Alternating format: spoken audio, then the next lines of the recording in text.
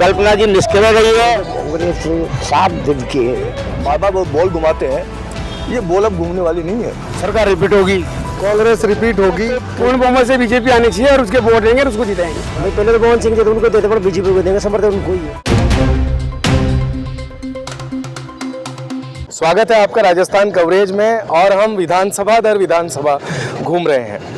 हाड़ौती का पूरा दौरा इस समय कर रहे हैं और कल हमने कोटा उत्तर के लोगों से बात की, उससे पहले दक्षिण रामगंज मंडी भी हम गए, लेकिन आज है हम लाड़पुरा विधानसभा क्षेत्र में। लाड़पुरा विधानसभा क्षेत्र का ये इलाका कंसुआ जो कोटा से सटा हुआ है, कोटा का लगभग अंतिम छोर, वहाँ पर कुछ लोग हमारे साथ मौजूद हैं। ये आम जनता है और इस आम जनता से इसके मन की बात को जानने के लिए आज हम यहाँ पर मौजूद हैं। जानते हैं कि इस बार रिवाज वैसा ही रहेगा राजस्थान का, यानी कि 5 साल कांग्रेस के बाद 5 साल अब बीजेपी राज करने के लिए आएगी या फिर रिवाज बदलेगा और कांग्रेस की जो योजनाएं हैं वो धरातल पर काम कर रही हैं। हमारे साथ कुछ लोग मौजूद हैं। आपका शुभ नाम सर? सुरेंद्र शर्मा एडवोकेट। सुरेंद्र जी, ये बताइए कि राजस्थान में एक रिवाज है, 5 साल कांग्रेस रहती है, 5 साल बीजेपी। इस बार क्या लगता है? इस बार चेंज नहीं होगी, रिपीट होगी सरकार दोबारा। कारण अशोक गहलोत जी ने इतनी जन कल्याणकारी योजनाएं और इतना विकास किया है जो राजस्थान के हर समुदाय को साथ लेके चला। प्रत्येक व्यक्ति को जमीनी स्तर पर फायदा मिला, चाहे वो चिरंजीव योजना हो, चाहे 50,000 कोटा में पट्टा हो, चाहे किट फ्री हो, चाहे बहुत सारी जन कल्याणकारी योजनाएं हैं जो इसलिए दोबारा रिपीट होगी। अच्छा, आप लाड़पुरा विधानसभा क्षेत्र से यहाँ की बात करते हैं। लाड़पुरा का मिजाज इस बार क्या है?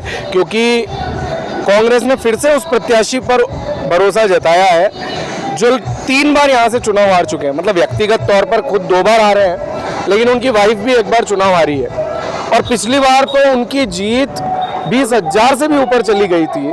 तो क्या लगता है इस बार भाजपा की जो प्रत्याशी हैं उनके सामने वो कमबैक कर पाएंगे? और उस परिस्थिति में जब भवानी सिंह राजावत ने भाजपा को समर्थन दे दिया, 5 साल जो कल्पना जी उस टाइम पिछले बार जो चुनाव लड़ी थी, लोगों ने ये सोचा था कि महारानी है, बहुत सारा काम करेगी, परंतु लगातार 5 साल कल्पना जी निष्क्रिय रही है, विधानसभा में घूमी नहीं, लोगों के दुख सुख में शामिल नहीं हुई है, इसलिए कल्पना को लाड़पुरा की जनता ने नकार दिया है। तो ये एक नईम सिंह जी गुड्डू साहब का मामला है, वो जमीन से जुड़े हुए कार्यकर्ता है, 24 घंटे जनता के दुख सुख में शामिल होते हैं और काम करते हैं, उनकी कार्यशैली बहुत अच्छी है। ललित जी, मुझे एक चीज बताइए कि इस विधानसभा में एक मुद्दा चुनाव आते आते बड़ा हावी हो जाता है, हिंदू मुस्लिम। क्या लगता है इस बार वो इफेक्ट करेगा इस विधानसभा में, या नईमुद्दीन गुड्डू को इस बार यहाँ की जनता जो है वो चांस देगी? एक बात तो ये है कि कांग्रेस 7 दिन की है, सबको समान मानती है और आज 5 साल में जो कर लिए अपने अशोक गहलोत, तो क्या फ्री अनाज फ्री सब काम हो रहा है और लेबर स्तर पे भी काम अच्छा कर लिए ये अपना अशोक गहलोत जी। और अब के बार गुड्डू जी आना चाहिए, क्योंकि ये कोई भेदभाव नहीं है, लेकिन गुड्डू जी ही आएंगे। आपका शुभ नाम सर? प्रताप लाल मीणा। प्रताप जी, बताइए इस बार लाड़पुरा विधानसभा में और राजस्थान में क्या होगा? राजस्थान में एक रिवाज है, आप भी पिछले 30 सालों से तो देखते आ रहे हैं, भैरव सिंह जी के समय से। भैरव सिंह जी मुख्यमंत्री रहे, वो भारतीय जनता पार्टी से थे, फिर कांग्रेस से अशोक गहलोत, फिर बीजेपी से वसुंधरा राजे, फिर अशोक गहलोत कांग्रेस से, फिर वसुंधरा जी बीजेपी से, फिर अशोक गहलोत। और इस लिहाज से देखा जाए तो इस बार शायद फिर से भारतीय जनता पार्टी राज करेगी या फिर कांग्रेस को मौका मिलेगा? नहीं, इस समय जो हमारे मुख्यमंत्री अशोक गहलोत जी हैं, जो उन्होंने गारंटी योजनाएं जो जनता में दी है उसका असर है। और वो असर मतलब यहाँ तक है कि गांव वाले ने मानस बना लिया है कि कांग्रेस सरकार को लाना है, ये उनका है। और जो उन्होंने जितने जन कल्याणी कार्य किए हैं दलित आदिवासियों के लिए, जैसे कि एक कानून पास हुआ था आदिवासियों के लिए वन भूमि पे जो काबिज उनको पट्टा दिया जाए, वो पट्टे अशोक गहलोत के टाइम पे दिए गए जब वो मुख्यमंत्री थे। इसलिए आदिवासी दलित तो मतलब उन्होंने तो मानस बना लिया कि हमारी जो सरकार है, कांग्रेस ने हमें बोला कि यार पिछले टाइम जब आपने हमारे भाई गुड्डू भाई जो यहाँ से चुनाव लड़ रहे हैं, 3 बार उनकी हार हुई है, उसका कोई कारण रहा है। क्योंकि धर्म के नाम से काफ़ी आदमियों को भगला देते हैं। मैं वही चीज़ पूछ रहा हूँ, वो चीज़ इफेक्ट करेगी या नहीं इस बार भी? वो इस टाइम पे ये है कि उस टाइम पे भवानी सिंह राजावत और कल्पना देवी, भवानी सिंह राजावत का और कल्पना देवी का जो संपर्क है या जिस तरह का है वो काफ़ी उसमें अंतर है। तो कल्पना देवी का जितना असर इस पर नहीं पड़ पाएगा, क्योंकि से हम ये हमारे ग्रामीण क्षेत्र जो है उसमें ये हो रहा है कि भाई कि जैसे गुड्डू का मैं भी ग्रामीण क्षेत्र में काम कर रहा हूँ, हमारी संस्था सोशल NGO है, तो वहाँ से पता पड़ता है कि भाई गुड्डू भाई की तारीफ बहुत करते हैं कि इतना बढ़िया आदमी है, न तो हिंदू न मुसलमान न दलित न आदिवासी, कोई भी कहीं उसी का काम करते हैं, मंदिर में काम कराया, मस्जिद में कराया, वो भेदभाव उनके भी नहीं है। लेकिन तो फिर हमने पूछा भाई फिर क्यों आप इस तरह से 3 बार उस आदमी को वोट नहीं देते?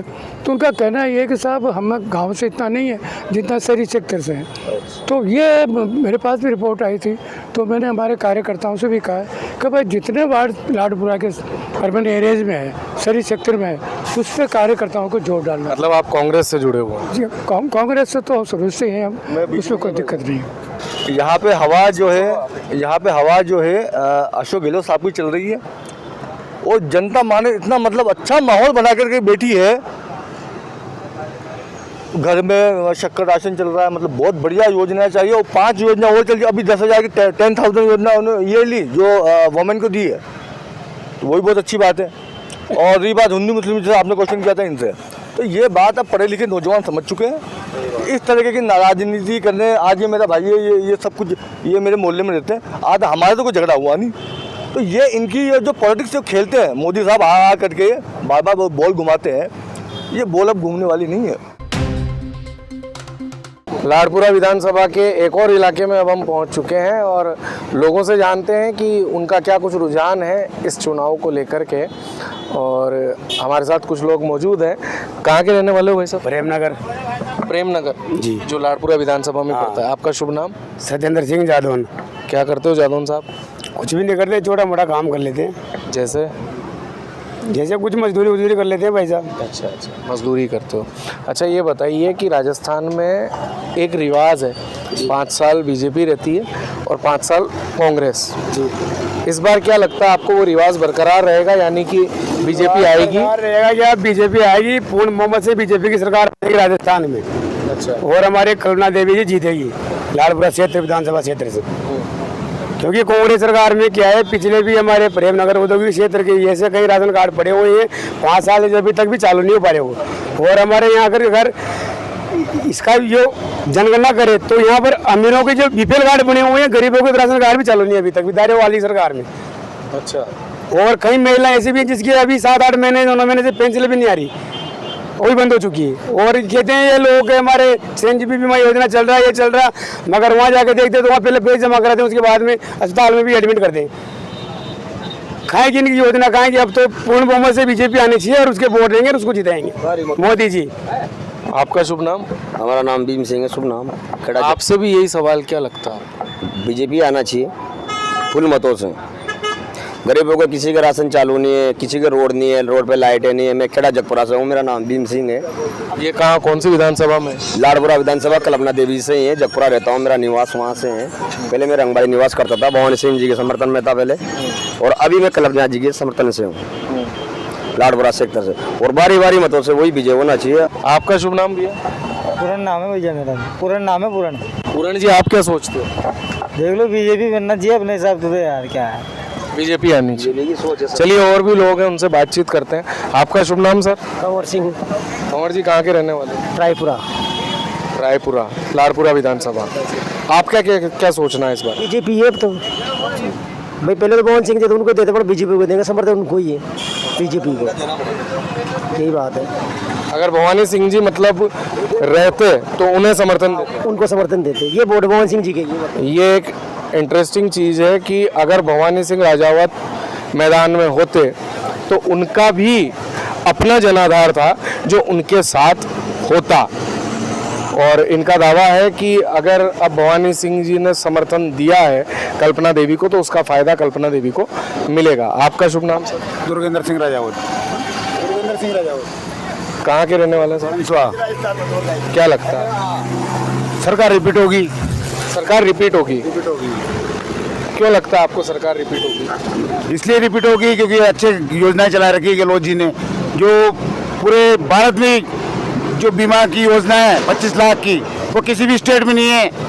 ये योजना शिक्षा और मेडिकल, ये दोनों चीज़ें किसी की भी सरकार हो, शिक्षा को और क्या कहते हैं मेडिकल को फ्री करना चाहिए। जनता जनार्दन इसी से खुश है। आपका शुभ नाम? शमशाद हुसैन। आप क्या सोचते हैं इस बारे में? कांग्रेस रिपीट होगी क्योंकि इसने काम ऐसा किया है, देखो गरीब आदमी चिल्लाता नहीं है, चुपचाप रहता है, वो दबे रहता है, लेकिन उसकी जो योजना है ना गरीबों के लिए 25 लाख रुपए लोग कहाँ से लाते जो इलाज कराना है 25 लाख का। 1000 रुपये महीना वृद्धों को पेंशन मिल रही है, महिलाओं को किराए में छूट दे रखी है, इंग्लिश मीडियम सरकारी स्कूल को कुछ कर दिया, कुछ करने जा रहे हैं। आज ज़रूरत है कि बच्चों को शिक्षा इंग्लिश मीडियम की मिले, क्योंकि गरीब आदमी प्राइवेट पढ़ा नहीं सकता। इसलिए सरकार की योजना है कि आगे मैं इंग्लिश मीडियम कर दूंगा स्कूल को, प्राइवेट स्कूल गांव में शहर में जहाँ भी है वो इंग्लिश मीडियम करूंगा। इंग्लिश मीडियम कराएंगे तो गरीब आदमियों के बच्चे भी पढ़ के अच्छे जगह पहुंचेंगे। अभी तो हिंदी पढ़ते बेचारे वो दौड़ में पिछड़ जाते हैं। इसलिए गहलोत जी की योजना है कि मैं इन गरीबों को भी इंग्लिश मीडियम से पढ़ाऊं।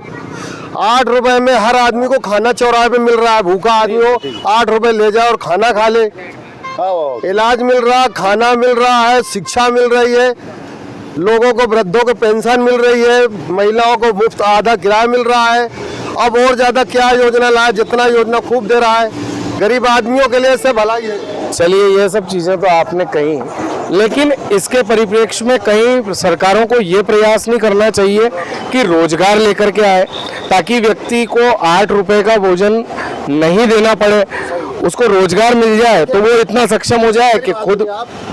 रोजगार से ज़्यादा जरूरी है शिक्षा। तुम किसी को काबिल बना दो, कुछ मत दो, रोजगार मत दो, लेकिन उसको एजुकेशन बढ़िया दे दो, वो खुद कमा खा लेगा। रोजगार हर आदमी को नहीं दे सकती सरकार, लेकिन उसको काबिल बना दो, बच्चों को इस लायक बना दो कि वो पूरे दुनिया में कहीं भी कमा के खा सके। आपको एक चीज तो पता होगी, शिक्षित तो है, लेकिन शिक्षित होने के बाद भी शिक्षित बेरोजगारी है। शिक्षित है कहाँ? जो बच्चे शिक्षित हैं उनके लिए उद्योग नहीं। यही कोटा एक समय औद्योगिक क्षेत्र हुआ करता था।